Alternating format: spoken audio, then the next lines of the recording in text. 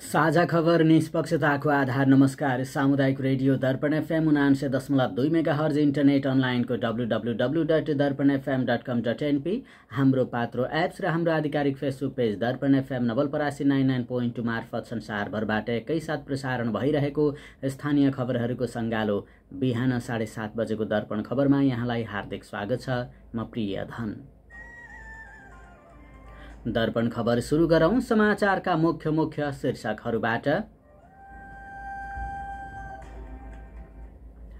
ज्ञानोदय माध्यमिक विद्यालय मध्यबिन्दु 15 मा निर्माणाधीन संरचनाको स्थलगत अनुगमन। मध्यबिन्दु प्रादेशिक अस्पतालमा पहिलो पटक गर्भवती महिलाको एपेन्डिसाइटिस अपरेसन सफल। दाउन्ने सडक खण्डमा रातको समय सवारी वैशाख 31 गतेसम्म आवागमन बन्द गरिँदै। नवलपुरमा विभिन्न सवारी दुर्घटनामा 5 जना घाइते। हुप्सेकोटमा 56 जना बालिकाहरूलाई 5,000 सहितको बैंक खाता उपहार। मध्यबिन्दु 13 को सरस्वती माध्यमिक विद्यालयमा वार्षिक पठन पाठनको समय नघट्ने। नवलपुरमा वैदेशिक रोजगारबाट फर्किएका रिटर्नीहरूलाई लक्षित ड्राइभिङ तालिम सुरु। पश्चिम नवलपरासीको रामग्राम स्थित महेशपुर रोडबाट लागु औषध सहित 2 जना पक्राउ। गैंडाकोटको आयोजनामा रोटीका परिकार बनाउने सिप विकास तालिम।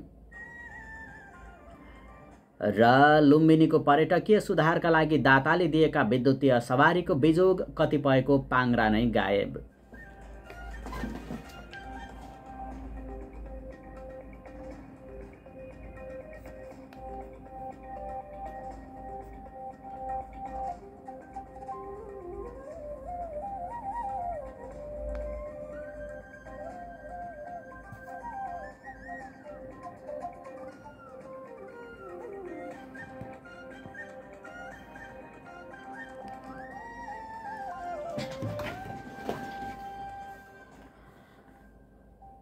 अब समाचार विस्तारमा। समृद्ध नेपाल सुखी नेपालीको लक्ष्यलाई अगाडि बढाउँदै मध्यबिन्दु नगरपालिकाकी उपप्रमुख पूर्णकला चौधरीको नेतृत्वमा ज्ञानोदय माध्यमिक विद्यालय मध्यबिन्दु 15 मा निर्माणाधीन संरचनाहरूको स्थलगत अनुगमन सम्पन्न भएको छ। उक्त अनुगमन टोलीमा मध्यबिन्दु 15 का वडा अध्यक्ष एम बहादुर केसी, नगर प्रवक्ता रणबहादुर थापा लगायतका अन्य जनप्रतिनिधिहरू तथा प्राविधिक टोलीको सहभागिता रहेको थियो। टोलीले चालू आर्थिक वर्षमा निर्माणाधीन घेराबार, बहुद्देशीय भवन र फर्निचर निर्माण कार्यहरूको प्रगति अवस्थाको अवलोकन गरेको छ। अनुगमनका क्रममा निर्माण कार्यहरू निर्धारित मापदण्ड अनुसार गुणस्तरीय ढङ्गले सम्पन्न गरिनुपर्नेमा जोड दिइएको बताइएको छ। विद्यालय व्यवस्थापन समितिले समेत निर्माण कार्यलाई शीघ्र सम्पन्न गराउन र गुणस्तरमा ध्यान दिन सम्बन्धित पक्षसँग समेत आग्रह गरेको व्यवस्थापन समितिका अध्यक्ष बाबुराम पाण्डेले जानकारी दिनुभयो।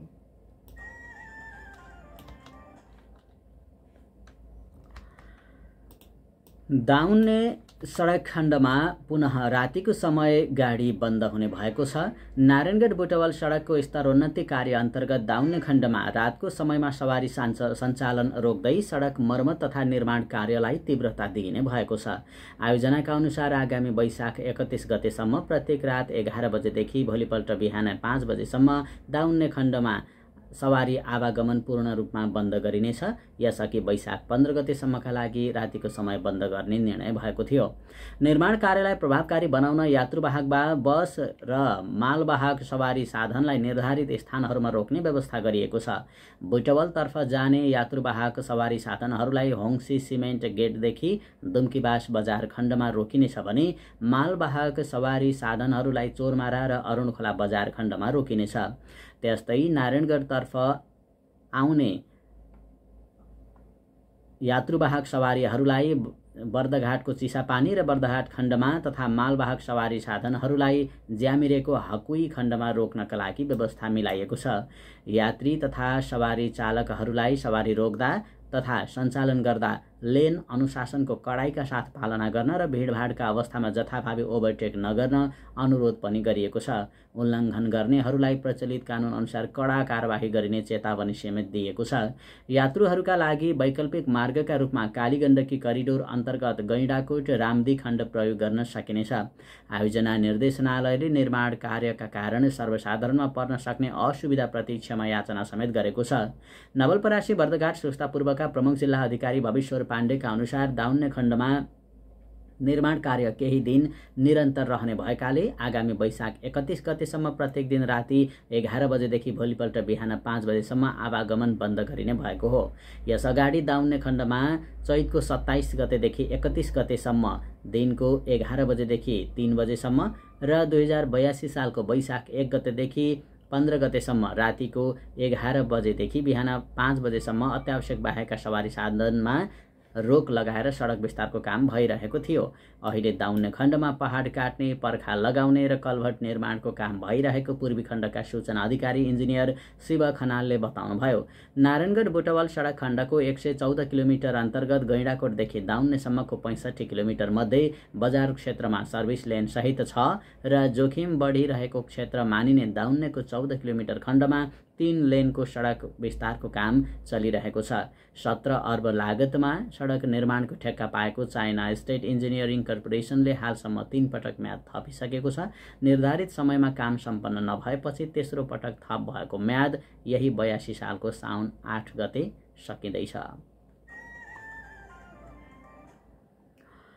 नवलपुर जिल्लाको कावासोती नगरपालिका निवासी 18 वर्षीय एक गर्भवती महिलाको मध्यबिन्दु प्रादेशिक अस्पताल डन्डामा एपेन्डिसाइटिसको सफल अपरेसन गरिएको छ। 6 दिन अघि अस्पतालमा गर्भवती अवस्थामा गरिएको पहिलो सफल एपेन्डिसाइटिस शल्यक्रिया हो। अस्पतालले एपेन्डिसाइटिसको अपरेसन गरेको 3 वर्ष भइसक्यो, तर गर्भावस्थामा अपरेसन गरेको भने यो पहिलो पटक हो। महिलाको उमेर नपुगी गर्भधारण गर्दा पनि यस्तो उपचार गर्न थप समस्या हुन्छ। बिरामी महिलाले पेट दुखाइ र असहजता महसुस गरेपछि अस्पतालमा उपचारका लागि आएकी थिइन्। प्रारम्भिक जाँचपछि चिकित्सकहरूले उनलाई एपेन्डिसाइटिस भएको पत्ता लगाए र तत्काल शल्यक्रिया आवश्यक भएको निर्णय गरे। जोखिमका बावजुद डाक्टर अर्चन घिमिरे नेतृत्वको चिकित्सक टोलीले सफलतापूर्वक अपरेसन समेत सम्पन्न गर्यो। गर्भपट्टिको उपचार भने प्रसुति रोग विशेषज्ञ डाक्टर रामकुमार दासले गर्नुभएको थियो। अपरेसन पछि बिरामीले भनिन्, सुरुमा धेरै डर लाग्यो, गर्भमा बच्चा बसेकाले झन चिन्ता भएको थियो, तर डाक्टर र अस्पतालको टिमले माया र हेरचाहले आज म र मेरो गर्भस्थ शिशु दुवै सुरक्षित छौं। उनीहरूप्रति म सदैव आभारी छु। चिकित्सा टोलीका प्रमुख डाक्टर अर्चन घिमिरेले भन्नुभयो, गर्भवती महिलाको एपेन्डिसाइटिस शल्यक्रिया निकै संवेदनशील प्रक्रिया हो। आमाको र बच्चाको स्वास्थ्यलाई सुरक्षित राख्न हामीले विशेष सावधानी अपनाएका थियौं। यस्तो अपरेसन हाम्रो अस्पतालमा पहिलो पटक सफल भएकोमा हामी खुसी छौं र भविष्यमा यस्ता जटिल अवस्थाहरूको व्यवस्थापनमा अझ बढी विश्वास बढेको छ। हाल बिरामीको अवस्था सामान्य रहेको र उनी र उनको गर्भस्थ शिशु दुवै पूर्ण रहेको, स्वस्थ रहेको अस्पतालले जानकारी दिएको छ। अस्पतालले हिजो सोमबार बिरामीलाई डिस्चार्ज पनि दिएको छ। गण्डकी प्रदेश आर्थिक मामिला मन्त्रालयको आयोजनामा आर्थिक वर्ष 2082-83 को बजेट तर्जुमा पूर्व तयारी छलफल कार्यक्रम नवलपरासी बर्दघाट सुस्ता पूर्वको बुलिङटार गाउँपालिकामा सम्पन्न भएको छ। कार्यक्रममा गण्डकी प्रदेशका आर्थिक मामिला मन्त्री डाक्टर टकराज गुरुङ सहित नवलपरासी बर्दघाट सुस्ता पूर्व र तनहुँ जिल्ला समन्वय समितिका सभापति, 14 वटा पालिकाका प्रमुखहरू, प्रमुख प्रशासकीय अधिकृतहरू, जनप्रतिनिधिहरू र कर्मचारीहरूको उपस्थिति रहेको थियो। कार्यक्रममा बोल्दै मन्त्री गुरुङले ग्रामीण क्षेत्रमा आगामी दिनमा बजेट तर्जुमा प्रक्रिया अझ सहभागीमूलक र जनताको चाहना अनुरूप बनाइने प्रतिबद्धता व्यक्त गर्नुभयो। उहाँले स्थानीय तहको सक्रिय सहभागिता बजेट निर्माणमा अत्यन्त महत्त्वपूर्ण हुने भन्दै नीति तथा कार्यक्रम प्रभावकारी बनाउन सुझाव दिन पनि आग्रह गर्नुभयो। कार्यक्रममा सहभागी जनप्रतिनिधिहरूले गण्डकी प्रदेशको आगामी बजेट समावेशी र प्रभावकारी बनाउन सुझाव दिएका थिए। हिजो सोमबार बिहान करिब 8:20 बजे नवलपरासी पूर्व नवलपुरको कावासोती नगरपालिका 2 वसुन्धरा चौक स्थित भित्री सडक खण्डमा मोटरसाइकल र साइकल एक आपसमा ठक्कर खाँदा दुईजना घाइते भएका थिए। फलफुल चोकबाट हात्तीखोरतर्फ बाटो क्रस गर्दै गरेका साइकल यात्रीलाई प्र 303-001 प 5074 नम्बरको मोटरसाइकलले ठक्कर दिएको थियो। दुर्घटनामा साइकल यात्री र मोटरसाइकल चालक दुवै घाइते भएका थिए। घाइतेहरूमा कावासोती नगरपालिका 2 भाटखोलाका खिल प्रसाद भुर्तेल साइकल यात्री रहेका थिए भने उनलाई कम्मर र दाहिने खुट्टामा चोट लागेको थियो। यस्तै मोटरसाइकल चालक पदम ठकुरी 52 वर्षका थिए र उनको दुवै खुट्टा र दुवै हातमा चोट लागेर घाइते भएका थिए। दुवै घाइतेलाई तत्काल उपचारका लागि नवलपुर अस्पताल कावासोती पठाइएको थियो। यस्तै बीच गैंडाकोट नगरपालिका 12 हर्कपुर स्थित पूर्व पश्चिम राजमार्गमा हिजो सोमबार साँझ अर्को दुर्घटना भएको थियो। करिब 7:15 बजे भएको सवारी दुर्घटनामा भने 3 जना घाइते भएका छन्। गैंडाकोटबाट कावासोतीतर्फ आइरहेको ना 5 ख 7439 नम्बरको टेलरले विपरीत दिशाबाट जाँदै गरेको बाप्र 01 028 च 9021 नम्बरको हात्ती पिकअप र सोही दिशाबाट पछाडितर्फ आउँदै गरेको बा 13 च 4550 नम्बरको भ्यानलाई ठक्कर दिएको थियो। दुर्घटनामा परेर पिकअप चालक गैंडाकोट नगरपालिका 7 निवासी 20 वर्षीय विशाल गुरुङ, पिकअपका सहचालक गैंडाकोट नगरपालिका 1 का 33 वर्षका कमल सिगदेल र भ्यान चालक गैंडाकोट नगरपालिका 5 का 35 वर्षका सन्तोष थापा मगर घाइते भएका छन्। घाइते मध्ये कमल सिगदेलको नाक र टाउकोमा चोट लागेको छ भने सन्तोष थापा मगरको दाहिने कुहिना र दुवै खुट्टामा चोट लागेको प्रहरीले जनाएको छ। घाइते सबैलाई उपचारका लागि नगर अस्पताल भेडाबारी पठाएको थियो। दुर्घटनापछि टेलरलाई सडकको साइडमा राखी अन्य दुवै सवारी साधनलाई नियन्त्रणमा लिएको र राजमार्ग सुचारू गरिएको जिल्ला ट्राफिक प्रहरी कार्यालयले जानकारी दिएको छ। प्रहरीले घटनाको विषयमा थप अनुसन्धान जारी राखेको बताएको छ।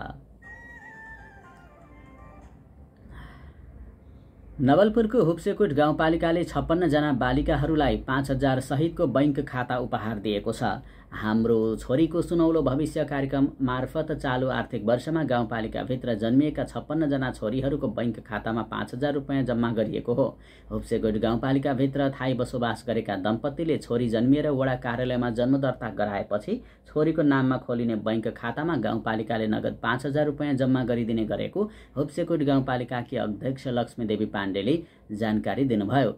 चालु आर्थिक वर्षको चैत्र मसान्तसम्म जन्मिएका 56 जना छोरीहरूको बैंक खातामा 5000 का दरले 2,80,000 रुपैयाँ रकम गाउँपालिकाले निकासा गरेको छ। उहाँले भन्नुभयो, छोरीको बैंक खातामा अभिभावकलाई समेत कम्तीमा 5000 रुपैयाँ जम्मा गर्न आग्रह गरेका छौँ। हाम्रो छोरीको सुनौलो भविष्य कार्यक्रम निकै प्रभावकारी बनेको गाउँपालिकाकी अध्यक्ष लक्ष्मीदेवी पाण्डेले बताउनुभयो। छोरीकै नाममा बैंकमा खाता हुने र खाताको संरक्षक भने अभिभावक हुनेछन्। छोरीको नाममा बैंक खातामा राखिएको रकम उच्च शिक्षा अध्ययनका बेला उपयोग हुने अपेक्षासहित बचत गर्ने बानीको विकास गर्न यो कार्यक्रम सञ्चालन गरिएको अध्यक्ष पाण्डेले बताउनुभयो। प्रहरीसँग झडपकै अवस्था सिर्जना भएपछि शिक्षक आन्दोलन थप अन्योलमा परेको छ। नवनियुक्त शिक्षा विज्ञान तथा प्रविधि मन्त्री रघुजी पन्तको पहलमा वार्ता चलिरहेकै बेला आइतबार प्रहरीसँग शिक्षकहरूको झडप भएको थियो। यो झडपका कारण 27 दिनदेखि सडक प्रदर्शन गरिरहेका शिक्षकहरू थप आक्रोशित देखिन्छन्। मुलुकै मूल एजेन्डा शिक्षकहरूको आन्दोलन बन्दा राजनीतिक नेतृत्व भने ध्रुवीकृत बनिरहेको छ। सत्तारूढ नेताहरू शिक्षक आन्दोलनको निकासमा पुग्न नसक्नुको दोष विपक्षी दलहरूलाई दिन थालेका छन् भने विपक्षी दलहरूले सत्तारूढको कमजोरीका कारण हो भनिरहेका छन्। तर विगतको तथ्यले भने 3वटै दलले पालै पालो शिक्षकहरूलाई धोका दिएको देखाउँछ।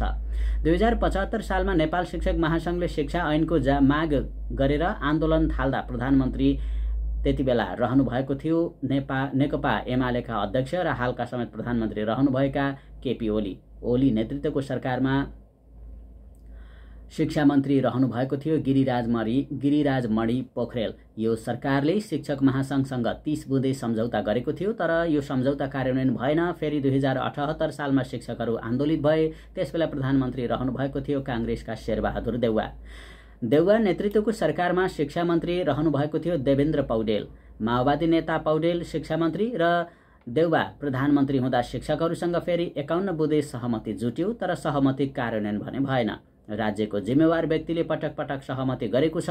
हामीले सहमति कार्यान्वयन गर्न भनेका हौं, तर नेतृत्वबाट हेपाह र गैर जिम्मेवारपन भयो, शिक्षक महासंघका सहअध्यक्ष नानुमाया पराजुली भन्नुहुन्छ। शिक्षकहरूसँग जुटेको 30 बुँदे र 51 बुँदे सहमतिमा मन्त्रालयबाट हुने निर्णय सरकारले गर्ने र बाँकी माग ऐनमा समावेश गर्ने उल्लेख छ। तर ऐन ल्याउँदा पनि सहमति बमोजिम नल्याएका शिक्षकहरूले बताउँदै आएका छन्। 27 भदौ 2080मा संसदमा दर्ता भएको विद्यालय शिक्षा विधेयक शिक्षकहरूसँग सहमति विपरीत आएको उनीहरूको भनाइ छ। यो विधेयक ल्याउने सरकारका प्रधानमन्त्री रहनु भएको थियो माओवादी केन्द्रका अध्यक्ष पुष्पकमल दाहाल प्रचण्ड, अनि त्यतिबेला शिक्षा मन्त्री हुनुहुन्थ्यो अशोक राई। सहमति विपरीत विधेयक आएको भन्दै फेरि शिक्षकहरू आन्दोलित भए। यो सरकारले शिक्षकहरूसँग 5 असोज 2080मा 6 बुँदे र 12 असोजमा 5 बुँदे सहमति गर्यो, तर कार्यान्वयन भने गरेन। यसरी देउवा ओली र प्रचण्ड नेतृत्वको सरकारले आलो पालो शिक्षकहरूसँग सहमति गर्ने र कार्यान्वयन भने नगर्ने गरे। विगतमा अलग अलग सरकारको नेतृत्व गरेको काङ्ग्रेस र एमालेको संयुक्त सरकार अहिले छ, तर शिक्षकहरूलाई मनाउन भने सकिरहेका छैनन्। सत्ता र प्रतिपक्षमा बसेका 3 ठूला पार्टी छन्। घुमीफिरी उहाँहरू नै सरकारमा हुनुहुन्छ, तर सहमति गर्ने कार्यान्वयन नगर्ने किन हो? शिक्षक महासंघका पूर्व अध्यक्ष बाबुराम थापाको प्रश्न छ। प्राज्ञहरू पनि राजनीतिक नेतृत्व गैर जिम्मेवारी भएको टिप्पणी गर्दछन्। शिक्षकका यी माग पूरा गर्न सकिन्छ, यो गर्न सकिँदैन भनेर भन्न सक्ने हिम्मत पनि सरकार र राजनीतिक दलहरूसँग रहेनछ, शिक्षाविद प्राध्यापक डाक्टर विद्यानाथ कोइराला भन्नुहुन्छ। निवर्तमान शिक्षा मन्त्री विद्या भट्टराईसँग त औपचारिक वार्तामा नै शिक्षकहरू बसेनन्। जब भट्टराईले राजीनामा दिएर रघुजी पन्त मन्त्री बन्नुभयो, त्यसपछि मात्र शिक्षक महासंघ वार्तामा बस्न तयार भयो। तर रोचक कुरा त के छ भने आन्दोलन सल्टाउनु त परको कुरा, आफैले गरेको सम्झौताबारे चुइक्क नबोल्ने शीर्ष नेताहरू शिक्षक आन्दोलनलाई भने उक्साइरहेका छन्। जबकि हिजो प्रतिपक्षको बेन्चमा हुने आज सरकारमा बसेका छन्, हिजो सरकारमा हुने आज प्रतिपक्षको बेन्चमा बसेका छन्। सरकार बाहिर गएपछि जिम्मेवारी हुँदैन, यो राजनैतिक दल जिम्मेवार नभएको परिणति हो, प्राध्यापक डाक्टर विद्यानाथ कोइराला भन्नुहुन्छ। आन्दोलनमा आएपछि शिक्षकको माग सम्बोधन गर्नु सरकारको दायित्व हो, तर शिक्षक पनि हठी भएको टिप्पणी प्राज्ञहरूको छ। गत 20 चैतदेखि देशभरका शिक्षकहरू काठमाडौँमा आन्दोलित छन्। लामो समयसम्म सरकारसँग औपचारिक वार्तामा बस्न समेत चाहेनन्। निवर्तमान शिक्षा मन्त्री विद्या भट्टराईसँग त औपचारिक वार्तामा नै शिक्षकहरू बसेनन्। जब भट्टराईले राजीनामा दिए र रघुजी पन्त मन्त्री बन्नुभयो, त्यसपछि मात्रै वार्तामा बस्न तयार भए।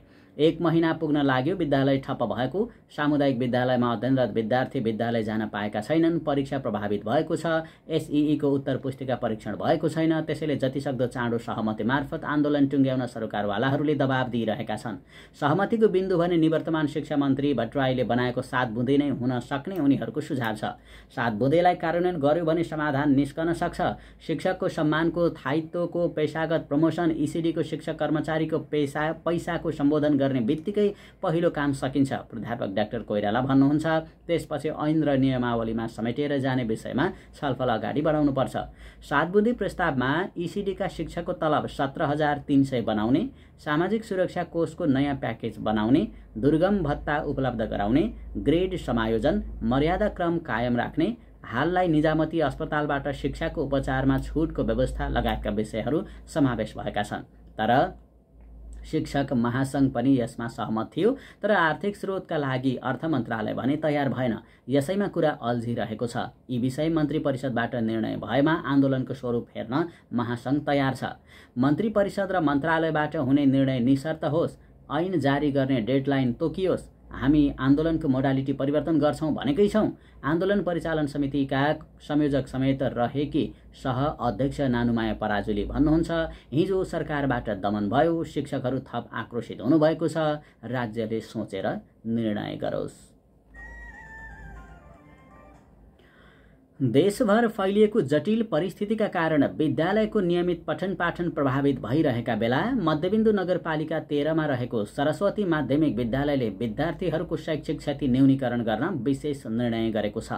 विद्यालयले पठन पाठन सुचारू हुन नसकेको अवस्थामा जति दिन विद्यालय बन्द भयो त्यति नै दिन बर्खे बिदा वा गर्मी बिदा अथवा अन्य हिउँदे बिदाबाट तथा स्थानीय बिदाबाट समेत कटौती गरी विद्यालय सञ्चालन गर्ने निर्णय गरेको हो। विद्यालयका प्रधानाध्यापक कृष्ण प्रसाद तिवारीले यस्तो कदम चाल्नुको उद्देश्य विद्यार्थीहरूको पठन पाठनमा आउने असरलाई कम गर्न रहेको जानकारी दिनुभयो। साथै विद्यालयले अभिभावक, सम्पूर्ण अभिभावक, विद्यार्थी र सरोकारवाला पक्षहरूसँग शैक्षिक गतिविधिलाई निरन्तरता दिन आग्रह समेत गरेको छ।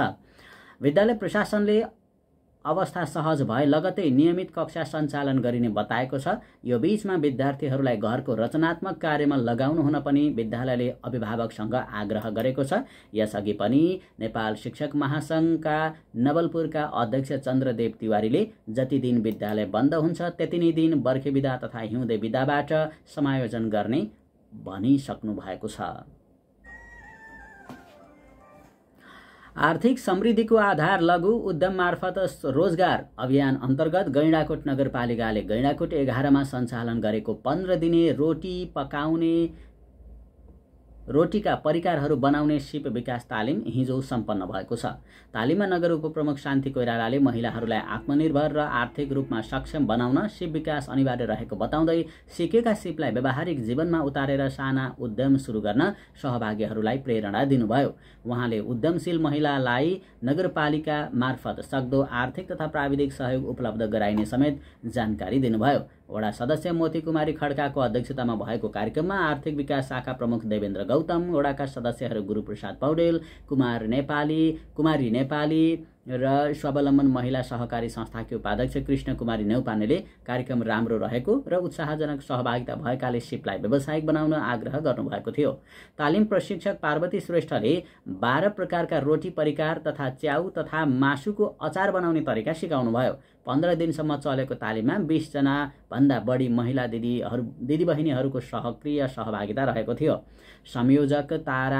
रोजगार संयोजक तारा उपाध्यायले तालिमको सहजीकरण गर्नुभएको थियो। सहभागीहरूले तालिम अत्यन्त उपयोगी भएको बताउँदै भविष्यमा लघु उद्यम सञ्चालन गर्ने लक्ष्य लिएका छन्। त्यस्तै वडाबाट निशुल्क व्यवसाय दर्ता तथा बजारीकरणमा समेत आवश्यक सहयोग गरिने बताइएको छ।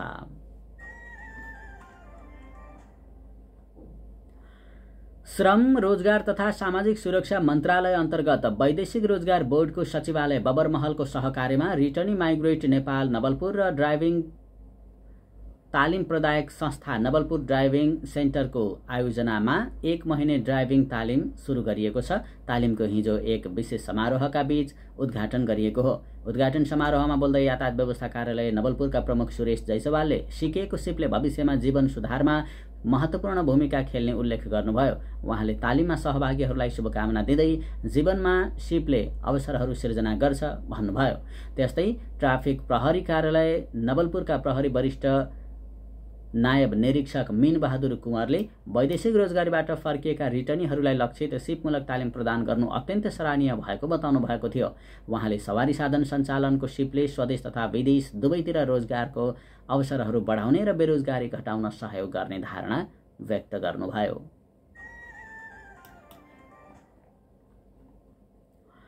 पश्चिम नवलपरासीको रामग्राम स्थित महेशपुर रोडबाट लागु औषध सहित 2 जना पक्राउ परेका छन्। पक्राउ परेका लु 49 प 1451 नम्बरको मोटरसाइकल चालक पश्चिम नवलपरासीकै सरावल गाउँपालिका वडा नम्बर 6 बस्ने 24 वर्षका राकेश गुप्ता र पछाडि सवार सोही स्थानकै 16 वर्षका विष्णु केवट रहेका छन्। लागु औषध बिक्री वितरण भइरहेको भन्ने सूचनाका आधारमा लागु औषध नियन्त्रण ब्युरो शाखा कार्यालय भैरहवाको टोली महेशपुर पुगी 65 ग्राम ब्राउन सुगर सहित 2 जनालाई नियन्त्रणमा लिन सफल भएको हो। उनीहरूलाई खानतलासी तथा सोधपुछ गर्दा केवटले लागु औषध झाडीमा लुकाएर राखेको भनेपछि 65 पुरिया ब्राउन सुगर फेला परेको हो। आइतबार राति 9 बजेको समयमा जिल्लाको रामग्राम नगरपालिका वडा नम्बर 4 महेशपुर रोडबाट ब्युरो शाखा कार्यालय भैरहवाबाट प्रहरी नायब निरीक्षक सागर भट्टराईको कमान्डमा खटिएको टोलीले उनीहरूलाई पक्राउ गरेको थियो। उक्त लागु औषध तौल गर्दा 65 ग्राम 430 मिलिग्राम रहेको प्रहरीले जनाएको छ। उनीहरूले चलाएको मोटरसाइकल र प्रयोग गरेका 2 थान मोबाइल सहित 2 जनालाई नियन्त्रणमा लिई अनुसन्धानका लागि जिल्ला प्रहरी कार्यालय नवलपरासी बुझाइएको ब्युरो शाखा कार्यालय भैरहवाले जनाएको छ।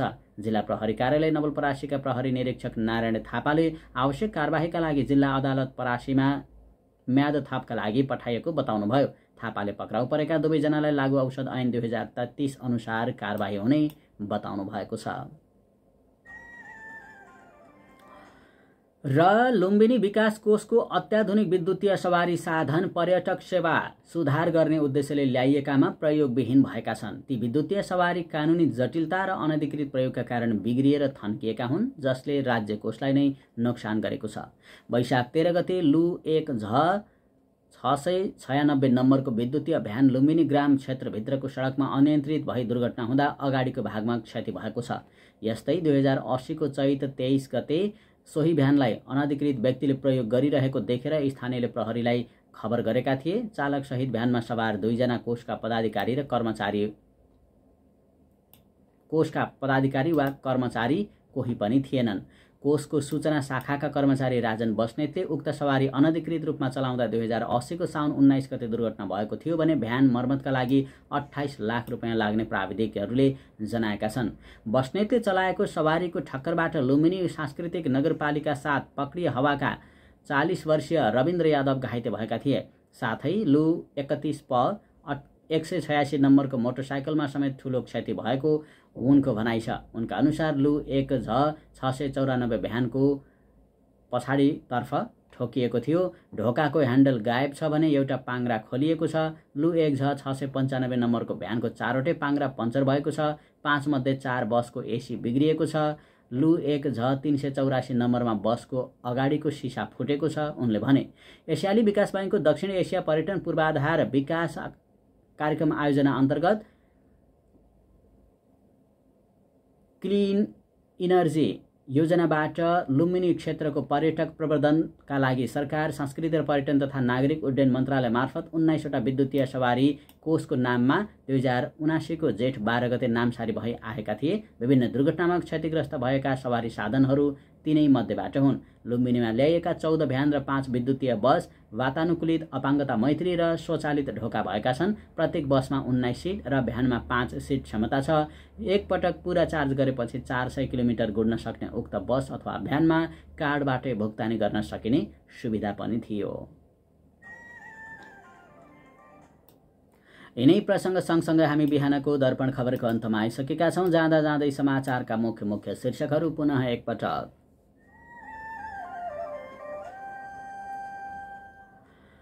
ज्ञानोदय माध्यमिक विद्यालय मध्यबिन्दु 15 मा निर्माणाधीन संरचनाको स्थलगत अनुगमन। मध्यबिन्दु प्रादेशिक अस्पतालमा पहिलो पटक गर्भवती महिलाको एपेन्डिसाइटिस अपरेसन सफल। दाउन्ने सडक खण्डमा रातको समयमा सवारी वैशाख 31 गतेसम्म आवागमन बन्द गरिँदै। नवलपुरमा विभिन्न सवारी दुर्घटनामा 5 जना घाइते। होप्सेकोटमा 56 जना बालिकाहरूलाई 5000 सहितको बैंक खाता उपहार। मध्यबिन्दु 13 को सरस्वती माध्यमिक विद्यालयमा वार्षिक पठन पाठनको समय नघट्ने। नवलपुरमा वैदेशिक रोजगारबाट फर्किएका रिटर्नीहरूलाई लक्षित ड्राइभिङ तालिम सुरु। पश्चिम नवलपरासीको रामग्राम स्थित महेशपुर रोडबाट लागु औषध सहित 2 जना पक्राउ। गैंडाकोटको आयोजनामा रोटीका परिकार बनाउने सिप विकास तालिम। र लुम्बिनीको पर्यटकीय सुधारका लागि दाताले दिएका विद्युतीय सवारीको बिजोग, कतिपयको पाङ्ग्रा गायब। हवस् त सामुदायिक radio Darpan FM 89.2 megahertz, internet अनलाइनको www.darpanfm.com.np, हाम्रो पात्रो एप्स र हाम्रो आधिकारिक Facebook page Darpan FM Nawalparasi 99.2 मार्फत संसारभरबाट एकैसाथ प्रसारण भइरहेको स्थानीय खबरहरूको सङ्गालो बिहानको दर्पण खबर अहिलेका लागि यति नै। यदि तपाईँसँग पनि कुनै समाचार छन् भने हाम्रो समाचार कक्षको फोन नम्बर 0784111 अथवा मोबाइल 9823133123 मा टेलिफोन वा SMS गर्न सक्नुहुन्छ। अहिलेका लागि भने प्राविधिक सहकर्मी रूपा राणा मगरलाई धन्यवाद दिँदै समाचार कक्षका सम्पूर्ण सहकर्मीहरूका साथमा म प्रिय धन पनि बिदा हुन्छु। नमस्कार।